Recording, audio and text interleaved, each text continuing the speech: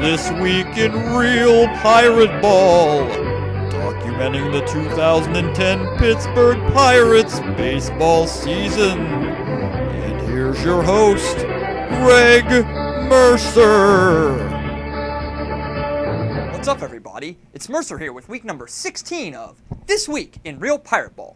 Before I started this video, I felt this was going to be a fairly slow week of Pirates news. I was way off. So let's go ahead and get into it right now. This week, Pirates third baseman Pedro Alvarez showed why he was the number 2 overall pick in 2009. In 2 consecutive games, Pedro hit 2 home runs versus the Milwaukee Brewers at PNC Park.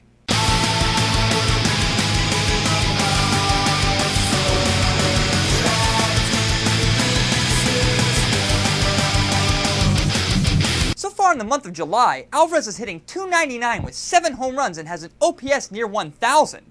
That's elite level production for any position. By watching his at-bats, you can see how Pedro is starting to adjust to Major League pitching. He's been more patient and he's finding the pitches that he can drive. You know, I received an email this week from a man called Sean Awesome who writes, "Hey Mercer, have you noticed that Pedro Alvarez always takes a big practice swing after every pitch? Every time I see it, I think about Mike Tyson's uppercuts from Mike Tyson's Punch-Out."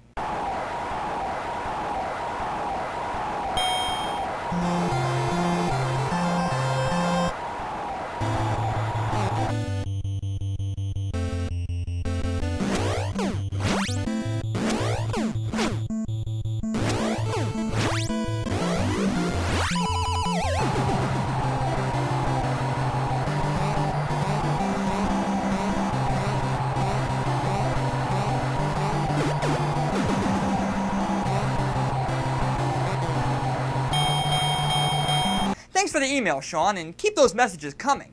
If there's something that you'd like to see covered on This Week in Real Pirateball, just send me a comment below or on a message on Twitter at MercerBoy.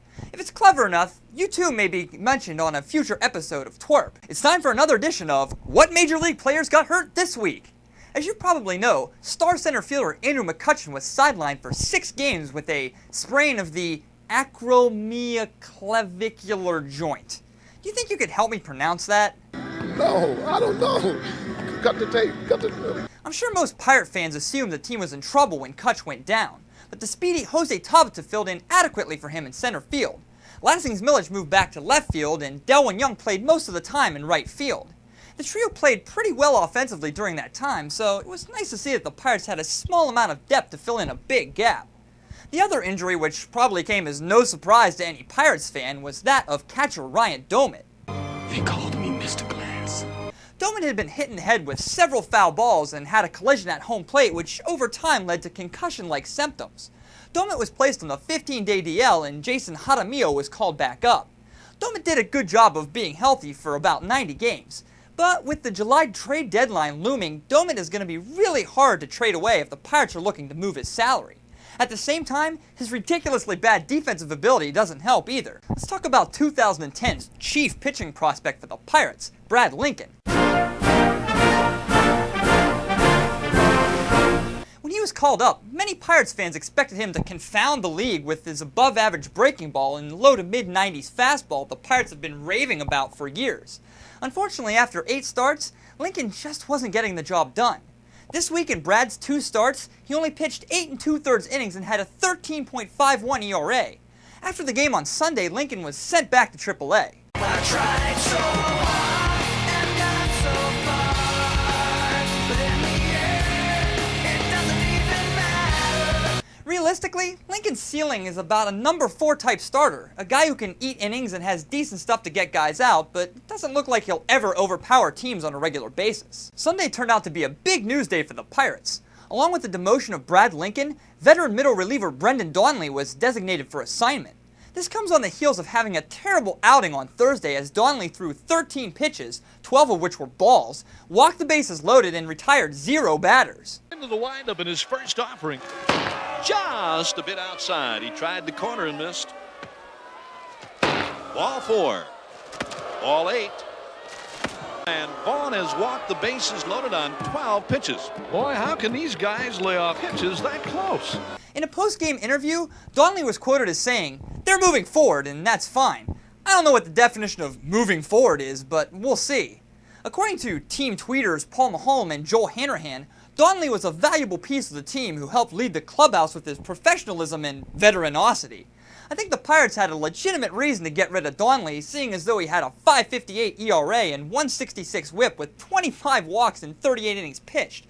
However, the fact that Donnelly was about ready to collect over $1 million in performance bonuses for pitching a few more innings had to be a factor of why he was released. With 1 week left in July, Pirates fans and players alike are wondering who, if anyone, will be traded away this year. Neil Huntington continues to maintain that no players are on the block, but conventional wisdom maintains that the Pirates are going to try to deal closer Octavio Dotel. Dotel has performed fairly well this year as he has a high strikeouts per innings pitched ratio, and his contract's not overly expensive. Dotel might be useful as a setup man for another team, but in that role, I highly doubt the Pirates are going to get anyone of value. Of course, Neil Huntington feels that a high-caliber setup man like Joel Hanrahan is gold. Earlier in the week, when asked about Hanrahan by the Rangers, Huntington asked for their closer, Neftali Feliz. What are you talking about? Are you high? Sorry, Neil. Way to set the bar high, but I don't think that's gonna fly. Other Pirates like Paul Maholm, Garrett Jones, and Ryan Doumit might garner some interest, but at this point, I really don't think the Pirates are gonna be trading any one of these players. But if Dotel is gone by next week, he wouldn't surprise me at all. The Pirates played a 4-game series with the Brewers at PNC Park to round out their rivalry for the year. On Monday, the Brewers hit 2 home runs and had 3 total hits, but they still beat the Pirates 3-1. On Tuesday, the Pirates scored 9 runs in the first inning, but barely held on to win 11-9. Neil Walker had 5 hits, and the bullpen pitched 6 2/3 innings, only allowing 5 hits and 2 earned runs. On Wednesday, the Pirates scored a season-high 15 runs in beating Milwaukee 15-3. Delwin Young went 3 for 4 with a home run and 5 RBIs to go along with Pedro Alvarez's second 2-home-run game. After the game, there was much rejoicing by Pirates fans. Well, not break-ins because the cars haven't been locked, but people have been getting in cars. Oh, it's been terrible. Thursday's game was a near carbon copy of Monday's game as the Pirates lost 3-2. Giovanni Gallardo shut down the Pirates offense for 6 innings, and Ross Ollendorf's good start was wasted. Ross went 6 innings, only allowing 1 earned run and had 6 strikeouts. Still, he fell to 1-8 as his curse of the Pirates' ace season continues. The Pirates were swept by the San Diego Padres over the weekend in a 3-game series. On Friday, the Pirates lost 5-3 as they couldn't get enough offense generated against Kevin Correa and his band of scrubs, and Adrian Gonzalez. Saturday's 9-2 loss was an ugly one as the Pirates made 2 costly errors which led to 3 runs when the game was still close. Reliever Sean Gallagher also balked in a run late in the game. Sunday's loss was another fairly standard one for the Pirates in a 6-3 defeat. This series can be summed up in one play. Yorvi Torrealba attempted to steal second base in the 3rd inning. Eric Kratz threw on line to second base, but neither Neil Walker nor Ronnie Cedeno bothered to cover the bag. He would score after the next batter got a hit. The Padres win by playing smart baseball and having great pitching. The Pirates lose by making dumb mistakes and pitching like crap. Now it's time for my Bet Against the Pirates update for week number 16. It's really hard to make a profit during a homestand, but this week I managed to do it. The Pirates went 2-5 this week, and I went 5-2 on my bets. I played every game safe by betting the money line all week. I left a lot of potential money out there, but for the most part the games were pretty close. I won $33.85 this week, which brought my total winnings for the year up to $151.90. I've almost bet $2,000 against the Pirates this year, but the slow grind of losses has given me a nice profit. With about 60 games left to go, I want to make sure that I make smart bets to keep my profit intact. What do I think about the Pirates this week? At first it looked like the offense had found some legs, but all it took was a contending team like the Padres to show just how far away a team like the Pirates is from being competitive on a nightly basis. Even with a .2 runs per game increase in scoring, the Pirates are still dead last in the majors in offense. There are 2 big questions going into next week.